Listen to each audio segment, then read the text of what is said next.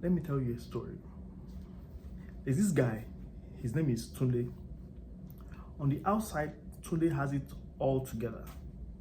He's always early to work, sharply dressed, polite with his emails. Sometimes he even writes kind regards. He hosts meetings and he shows up like at parties like a pro. Tunde is always smiling, always cracking jokes. Everybody says, that guy is doing well. He's really a great guy. But inside, Tunde feels empty. Like he's just floating through life, like watching everything happen from behind a glass window. That feeling, that's something called high functioning depression. And the reason I'm telling you this is because many people, especially in Nigeria, they don't even know that it exists.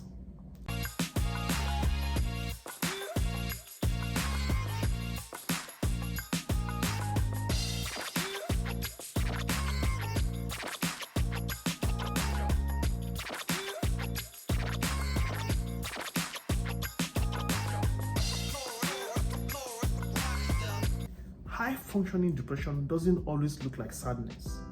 It doesn't always look like crying or locking yourself up in a dark room. It looks like success. It looks like showing up every day. It looks like being productive. It looks like replying messages. Even looks like being like you're the life of the party. But inside, you feel disconnected, you feel exhausted, you feel numb, like you wake up tired even after sleeping. You do your job like a machine. No passion, but just autopilot. You laugh on the outside, but deep down, you're breaking.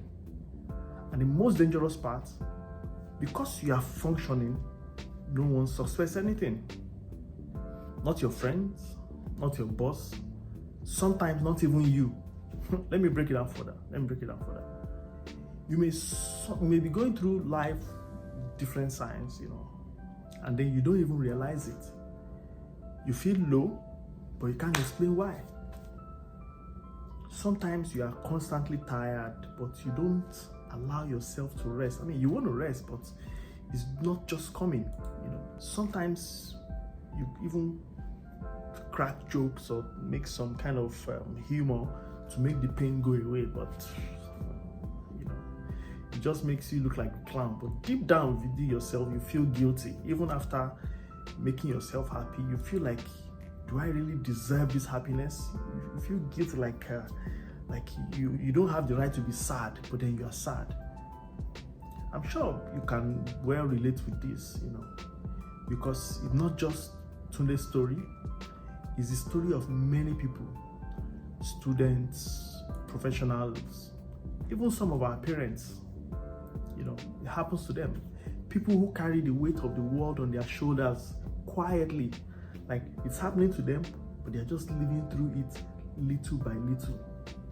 And then there's a Nigerian angle to it.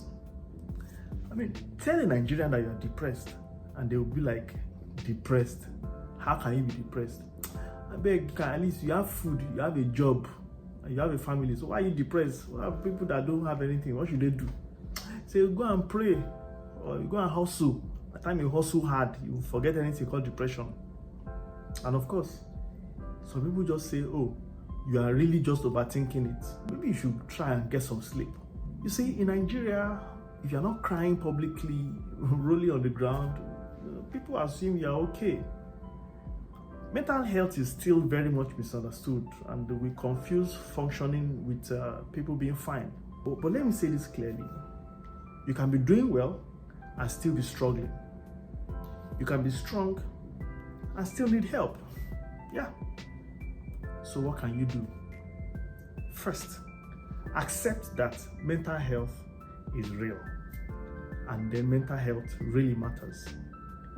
You've been feeling like this? Talk to someone. Maybe a friend, maybe a trusted person, maybe a therapist. Oh, and yes, therapists really do exist in Nigeria. Not just for only rich people or whites or people living abroad. No, there are therapists in Nigeria. I can recommend you to some if you really want. Also, it's very important for you to take breaks. Eat, sleep, laugh genuinely. Not just laughing for Instagram. I mean, social media these days is full of a lot of fakes. A lot of fake laughing, a lot of fake friendship, a lot of fake well-being. So try and be something more genuine. And also, you don't need to earn your rest. If you don't rest, your body will tell you when to rest.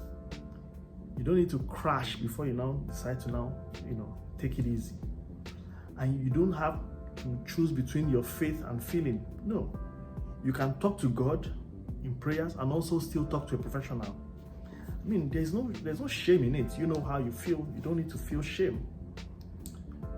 So let me just tell you, next time you see somebody and the person tells you, oh, you say, how are you? And the person say, oh, I'm fine. Don't just hear those words. Sometimes you really need to listen. And if you are that one person always trying to be the strong one, this is your permission to take the cape off.